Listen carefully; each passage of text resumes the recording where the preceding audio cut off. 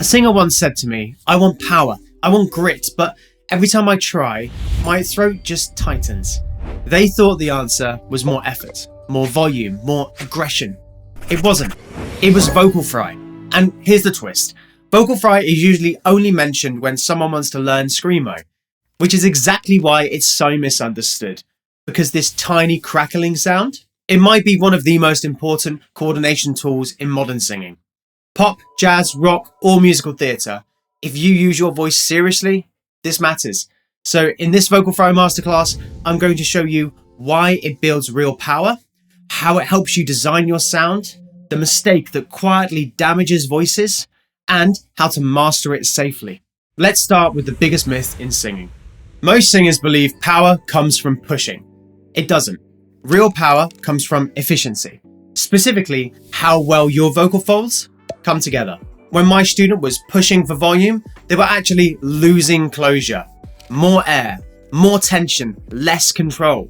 Then we worked on this sound.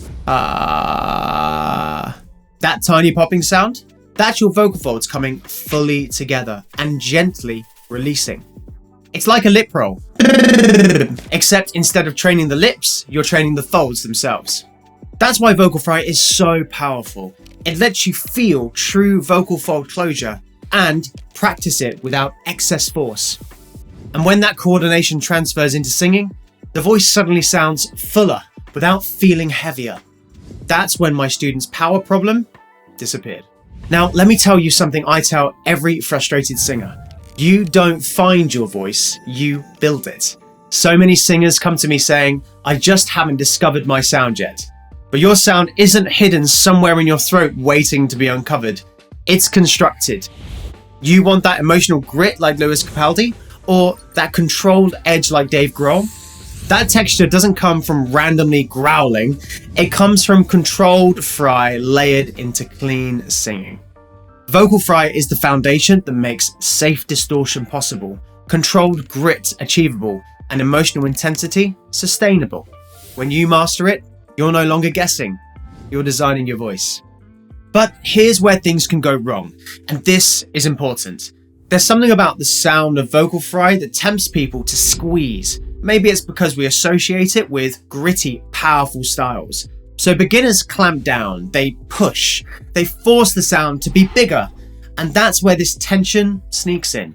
If you remember one thing from this video, let it be this. Vocal fry is gentle. It should feel almost lazy. The goal isn't volume, it isn't aggression, it isn't intensity, it's coordination. The power comes later once the coordination is stable. The singers who skip that step are the ones putting their voices on the line. So how do you keep it safe? There are two simple exercises you can use to ensure you're using healthy, sustainable technique. Number one, airflow first. Start with a soft sigh. Pure airflow, then slowly allow that airflow to break into a fry.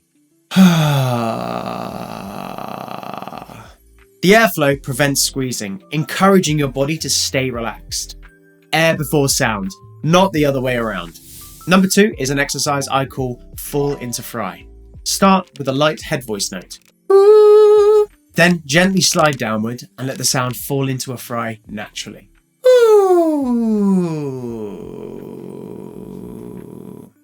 The head voice sets up the airflow. The downward motion discourages grabbing. If it feels like you're forcing it, reset. Correct fry feels like it happens on its own. Now we want you to keep progressing with this technique, so let's turn this into a progression. Think of it as levels. Level 1, produce a clean, standalone fry. Quiet, easy, stable. Level 2, hum a musical note and gently let the fry sit underneath it.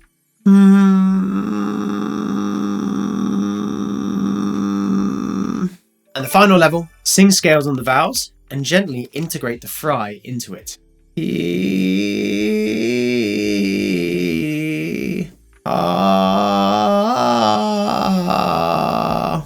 Notice the shift. You're not doing fry anymore. You're absorbing the coordination into your singing. That's when the technique becomes part of your identity. Here's something most people don't realize. Vocal fry doubles as a brilliant warm-up and cool-down. It's low impact, encourages closure, promotes control, and is minimal effort, which means you can build coordination before singing and restore balance after singing. One tool, multiple purposes. Efficient training wins every time. Remember that student from the beginning? They didn't need to push harder. They didn't need to sing louder. They needed better coordination, and Vocal Fry gave them that. It's one of the highest return on investment exercises in singing. Low effort, high reward. Do less, achieve more. That's Vocal Fry. If you're serious about building your voice, not guessing your way through it, this channel is for you. Every video is designed to give you clarity, structure, and practical tools you can actually apply. If you want more control, more range, more authority in your sound, subscribe and let's build your voice properly. I'll see you in the next one.